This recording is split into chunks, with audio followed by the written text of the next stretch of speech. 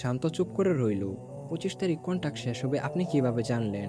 তানহা বলে, আমাদের মাঝখানে অনেক মানুষ আছে যারা আপনার সম্পর্কে জানে, কিন্তু ভয় কেউ মুখ খুলে না। এখন শোনেন, আপনার মায়ের অপারেশনের জন্য টাকা লাগবে, সেটা কোথা থেকে আসবে? আমি শকড হয়ে গেলাম। আপনি আমার মায়ের কথা জানলেন কেমনে? তানহা এসে বলল, সেটা আপনি না জানলেও চলবে। এখন সোজা কথা শোনেন, মিরপুর রাতে একটাই টুর্নামেন্ট হয়। আপনি আমার হয়ে গেম খেলবেন, টাকা পয়সা যা লাগে সব আমি দিব। আমি মনে মনে ভাবলাম, যদি না করি তাহলে টাকার অভাবে আমার মায়ের অপারেশন হবে না। তাই আমি বললাম, কোথায় আসতে হবে? তানহা লোকেশন পাঠিয়ে দিল আর বলল, রাত 2টায় আসবেন। আমি দুপুর থেকে তেমন কিছু খাই নাই, তাই রাস্তার পাশে একটা হোটেলে ঢুকলাম। 20 টাকার ডাল আর 10 টাকার ভাত নিলাম। হঠাৎ মনে পড়ল, একটা সময় আমার কাছে টাকার কোনো অভাব ছিল না, কিন্তু এখন ডাল দিয়ে ভাত খেতে হচ্ছে।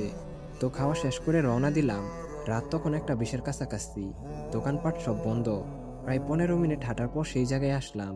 5 তলা একটা বিল্ডিং, দেয়ালের রং উঠে গেছে, কিন্তু গেটের সামনে 2জন লোক দাঁড়িয়ে আসছে। আমি ভিতরে যেতে একজন বলল, কোথায় যান? আমার শরীরটা অনেক নোংরা ছিল, তাই গার্ডগুলো আমাকে ঢুকতে দিল না। তখনই পিছন থেকে একটা মেয়ে বলল, ও আমার সাথে এসেছে। বাইরে ভাই, তা নাকি কি হট লাগছিল সেটা বলার বাহিরে। তার সৌন্দর্য দেখে তো আমি পুরাই ফিদা হয়ে গেলাম। তান আমার দিকে তাকিয়ে বলল, চলুন ভিতরে যাই। ভিতরে ঢুকতেই থমকে গেলাম।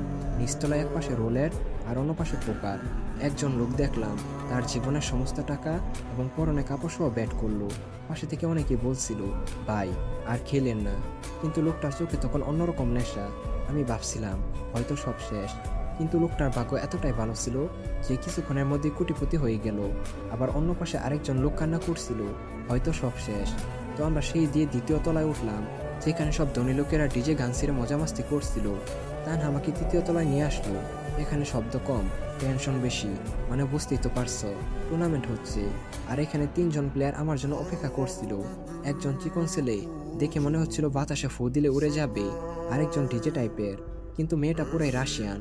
তানহা সবার সাথে আমার পরিচয় করিয়ে দিল। রাশিয়ান মেয়েটা এক্সাইটেড হয়ে বলল, আপনি কি শান্ত ভাই? আমি অবাক হয়ে রইলাম। মেয়েটা বলল, 2023 সালে আপনার একটা ভিডিও ভাইরাল হয়েছে। আমি ওই ভিডিওটা মিনিমাম 20 বার দেখছি। এটা শুনে বুকের ভেতর অদ্ভুত একটা ফিল আসলো। এরপর তানহা আমাকে একটা ফোন দিল, আর একটা আইডি দিল, আর বলল, একটা ম্যাচ খেলে দেখেন। বাইরে ভাই, নামার আগে হেলমেট উড়ে গেছে। তখন রাশিয়ান মেয়েটা বলল, আপনি হয়তো গেম খেলেন না, তাই জানেন না, কিন্তু বিষয়টি আপনার জানা উচিত। এই 2 বছরে অনেক কিছু পরিবর্তন হয়েছে। বটলা প্লেয়াররা এখন অনেক প্রো হয়ে গেছে। অনেকে প্যানেল লাগিয়ে গেম প্লে করে। এজন্য ফ্রি ফায়ার প্লেয়াররা গেমটা খেলে না, কিন্তু বেশিরভাগ প্লেয়ারাই টুর্নামেন্টের দিকে শিফট করছে। চিকন ছেলেটা বলল, আজকে আপনি গেম না খেলে আমাদের আইজিএল এর দায়িত্ব পালন করেন। আমি রাজি হয়ে গেলাম। তো